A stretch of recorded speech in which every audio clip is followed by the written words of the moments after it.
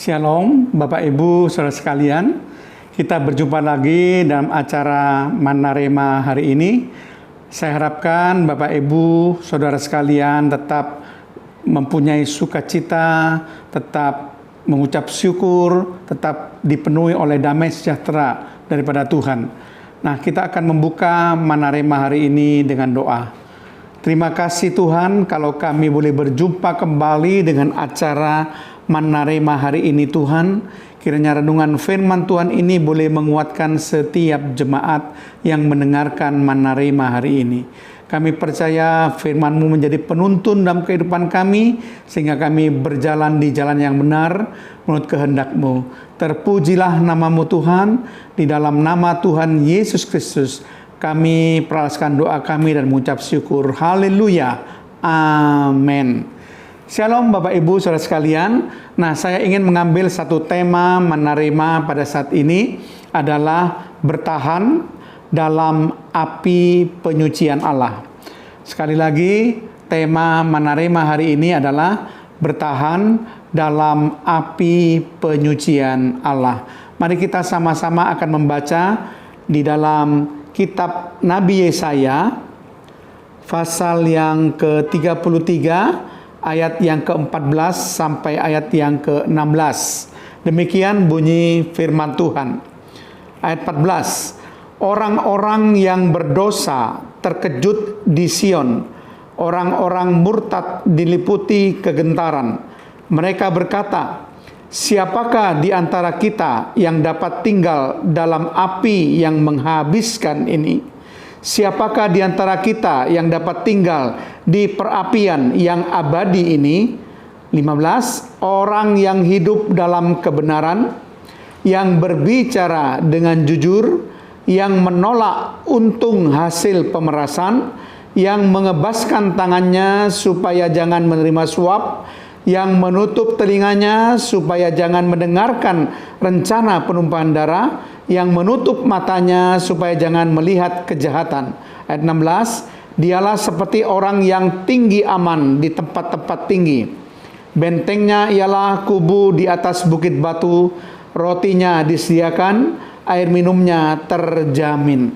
Nah, Bapak Ibu Saudara sekalian, ayat firman Tuhan yang baru saja kita baca itu berbicara orang-orang yang dapat bertahan dalam api penyucian Allah.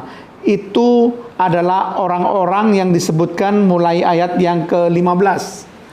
Jadi kalau kita mau bertahan dalam api penyucian Allah, kita harus menjadi orang-orang yang disebutkan dalam firman Allah ini dalam ayat yang ke-15. Yang pertama, orang yang dapat bertahan dalam api penyucian Allah itu adalah orang yang hidup dalam kebenaran. Perhatikan, yang pertama adalah orang yang hidup dalam kebenaran. Nah, yang kedua, orang yang berbicara dengan jujur.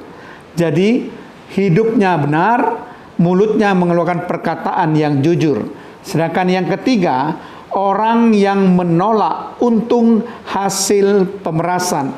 Ini berbicara dengan kerja yang halal, kerja yang benar, kerja yang jujur, tidak bermain melanggar hukum, saudara, tidak memeras orang. Kemudian yang keempat, orang yang mengebaskan tangannya supaya jangan menerima suap. Jadi orang yang tidak melanggar hukum usahanya, tetapi betul-betul sesuai dengan peraturan, tidak menerima suap tangannya. Kemudian orang yang menutup telinganya supaya jangan mendengarkan rencana penumpahan darah. Jadi telinganya tidak mendengar hal-hal yang akan merugikan orang lain, dalam hal ini menumpahkan darah. Ya, ini berbicara juga dalam hal-hal yang merugikan orang lain. Dalam terjemahan yang lain dikatakan pembunuhan. Jadi artinya tidak melanggar hukum, saudara ya. Telinganya tidak menyediakan untuk mendengar hal-hal yang melanggar hukum. Kemudian orang yang menutup matanya supaya jangan melihat kejahatan. Jadi matanya tidak melihat kejahatan.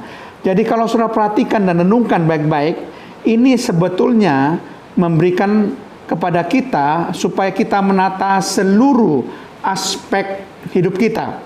Karena ayat ini berbicara tentang hidup. Ayat ini berbicara tentang mulut yang jujur. Ayat ini berbicara tentang kerja yang halal. Ayat ini berbicara dengan tangan yang tidak menerima suap. Ayat ini berbicara tentang telinga yang tidak mau mendengarkan hal-hal yang menumpahkan darah, dan mata yang tidak melihat kejahatan. Saudara perhatikan, hidup, mulut, kerja, tangan, telinga, mata, ini berbicara tentang seluruh aspek hidup kita.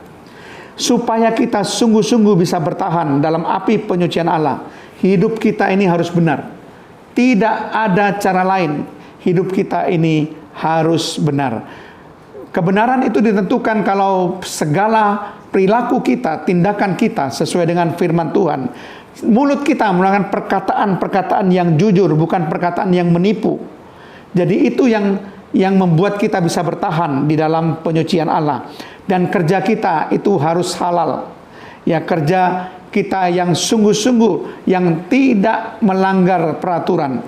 Kemudian tangan kita tidak menerima suap, dan telinga kita tidak mendengarkan hal-hal yang menimbulkan pertumpahan darah atau hal-hal yang merugikan orang lain, dan mata kita tidak melihat dan melirik segala macam kejahatan. Hidup kita jauh dari segala macam kejahatan, saudara. Dan inilah orang-orang yang bisa bertahan dalam api penyucian Allah. Bahkan ada berkat tambahan. Menurut ayat ini yang sangat luar biasa, ada 3 berkat tambahan bagi orang-orang yang demikian. Yaitu dalam ayat yang ke-16 dikatakan, berkat yang pertama, tinggal aman di tempat-tempat tinggi. Jadi orang-orang yang dapat bertahan dalam api penyucian Allah ini, yang kita sudah sebutkan ada 6 tipe orang tadi, adalah orang-orang yang bisa menikmati ketentraman hidup. Hidupnya tentram, bisa menikmati kesejahteraan, kedamaian, saudara. Karena tinggal aman di tempat-tempat tinggi.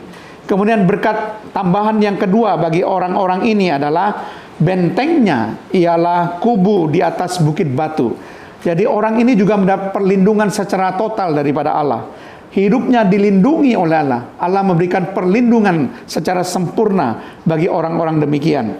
Kemudian berkat yang ketiga adalah rotinya disediakan, air minumnya terjamin. Itu berarti pemeliharaan Allah yang sempurna. Orang ini dipelihara oleh Allah, diberkati oleh Allah, sehingga tidak kekurangan makan dan minum. Kebutuhan sehari-hari semuanya disediakan oleh Allah.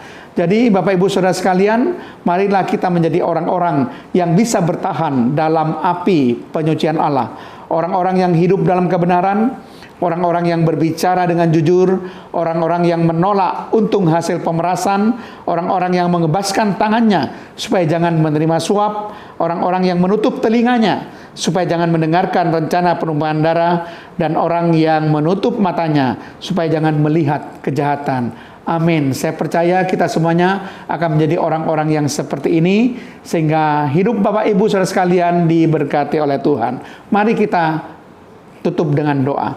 Tuhan, terima kasih Tuhan, hamba-Mu sudah menyampaikan kebenaran firman-Mu supaya Manna Rema hari ini dapat menguatkan seluruh jemaat dan menata hidupnya dengan benar sesuai dengan kebenaran firman Tuhan. Supaya kami hidup menurut kehendak-Mu Tuhan, supaya kami menjadi orang-orang yang benar, yang berkenan pada Tuhan. Terpujilah nama-Mu di dalam nama Tuhan Yesus Kristus. Haleluya. Amin.